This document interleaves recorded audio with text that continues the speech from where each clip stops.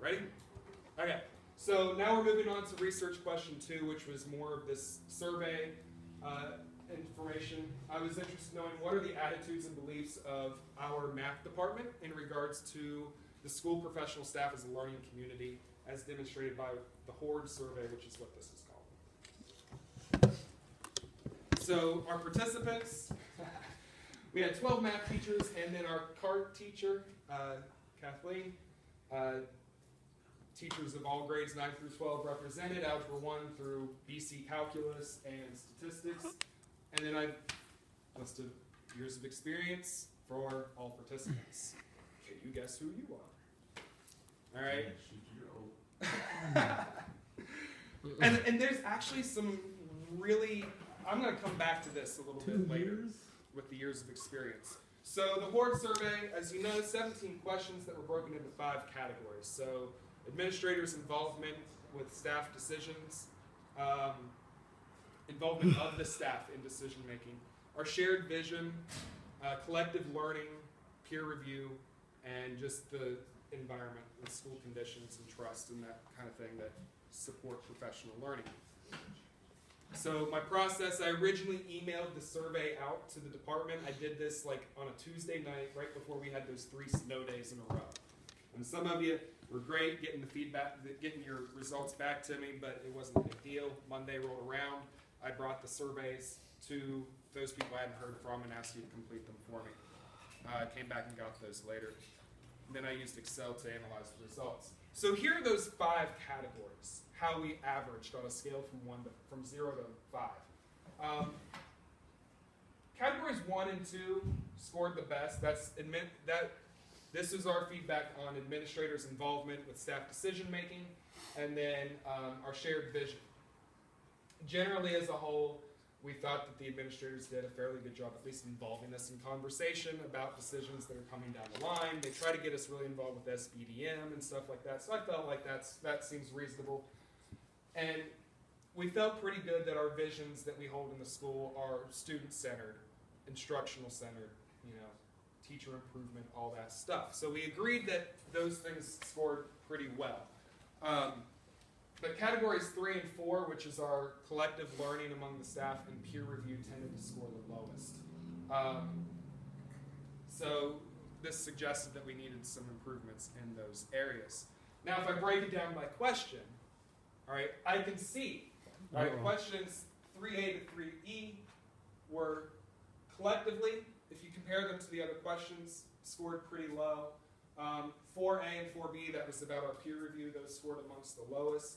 But something that I found interesting was question set 2, dealing with shared vision, which was one of our highest, averaged one of our highest, also had one of our lowest scoring questions, 2A, which I handed you the survey, and 2A was specifically asking you to rank visions for improvement are discussed by the entire staff such that consensus and shared vision is a result. That was a 5. A 1, visions for improvement held by staff members are widely divergent.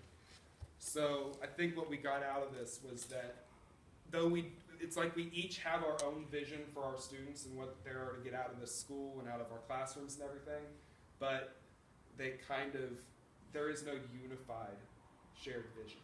It's not a shared vision. All right, so areas for celebration. Again, our highest averaging questions were 2B and 5E. We agree that visions for improvement are focused on students' teaching and learning, and that we do believe in general that there exists a caring, collaborative, and productive relationship amongst the staff. I feel like I could come to talk to you about anything that I might need improvements on. I would hope that you feel the same way towards me, that you'd come to me if you had any questions or concerns. But our areas for growth that we discussed, our lowest averaging question was 4A. Agree that staff we do not as a staff visit peers' classrooms often. And I don't know if there were some misconceptions in this question, if we meant that that staff meaning administrative staff or staff as a whole in the building, but collectively we felt that this was an area for improvement. Then we had some ties between the next lowest, 2A, so our second lowest was that our visions are not discussed with the entire staff. It's not a unified shared vision. And 3C, staff does not discuss instructional practices often. So we don't, I guess, collectively discuss what we do in our classrooms that much beyond our PLCs. And then our third lowest rated questions, 3A and 3B. Staff as a whole does not meet to discuss issues, share information, and learn from one another, nor do they discuss substantive, student-centered issues, some done in subgroups, so again in our PLCs. And then going along with peer feedback, staff members do not provide feedback when they do observe the classroom. And in general, if I'm talking to administrative staff, I could probably agree with that. I'll talk about something in regards to peer observation here in a moment. Taken all together, the staff as a whole does not meet frequently enough to discuss student-centered issues and to discuss instructional practices and learn from one another. We know that frequency of peer observation and feedback is low, and that though visions teachers hold are student-centered, there's a lack of a unified vision. So this stuff is kind of what we came up with in our small group when we met in my room a couple weeks ago. As far as the collective learning is concerned, we need to increase the amount of meaningful in-house professional development offered.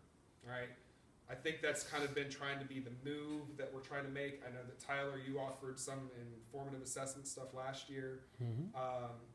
There's some other things that have been going on here lately. I'm blanking now. We always have Infinite Campus training, but I mean, really, that's about it. I mean, that's kind of the point of the survey. Yeah, there's an Edgenuity training coming up here soon. But that's a Gaines. Oh, is that a Gaines? That's a district thing? There was a study island. Okay. But you remember too, like, when we had the teachers last year, when we had like those 4 teachers who were students for a day, and then for our faculty meeting, they came back and kind of shared with us what they learned through that kind of thing. Those kinds of experiences need to be shared more often, and the staff needs to, provide professional development opportunities within, give us a chance to learn from each other.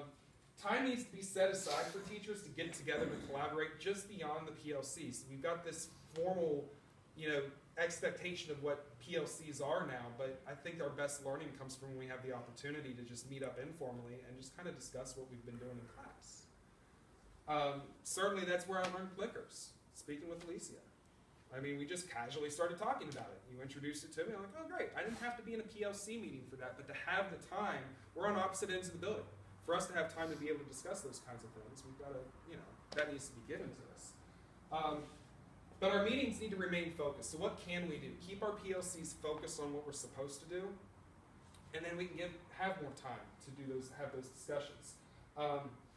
Faculty meetings need to de-emphasize the housekeeping issues and really get that chance on collective learning. So there was, I think it was it at the beginning of the year or one of the earlier faculty meetings this year, I know that Allison Hunt came up and did some things. Connie Wilcox came up and talked about Plickers to the whole group. I mean, so more of that kind of stuff needs to happen during our faculty meetings, I think. Peer observations. We said that this will naturally improve as we dive more into the PGES evaluation system. Right now our teachers have similar content, have common plans. So if I want to be able to get into other teachers' classrooms, I need to be given that time. Somebody needs to be able to cover my class while I go do that. I'm not able to go and peer observe Chris because our plans are at the same time.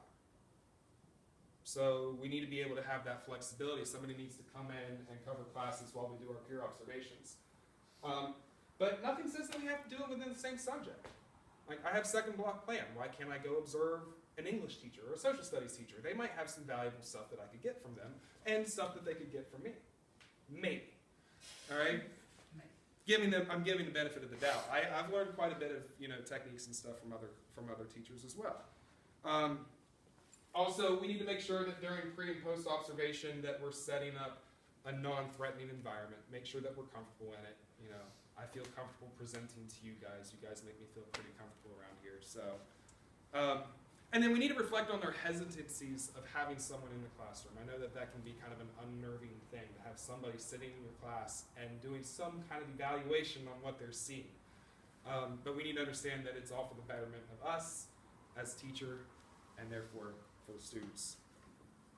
Shared vision. there does seem to be a shared vision for each magnet program. I don't think it's widely known. I don't think it's like vocally expressed all the time. Some work has been done. I remember at the beginning of the school year, Especially those first 2 HSU. days, we started to talk about one and try to come up with ideas, but we never ended up coming with a single shared vision as a result. It's still a work in progress that I think has probably just been kind of left out to dry. Yeah, especially HSU. Yeah, especially HSU is really hard for them to have a shared vision just because it's kind of a free-for-all in there. But they have been, I feel like they have been kind of tightening up. You know, you can have majors in HSU now, which is really awesome, and I think that's going to go a long way to helping create that vision. But once we create it, and I'm talking now a school-wide, shared, unified vision, staff, students, and the stakeholders all need to eat, breathe, and sleep it.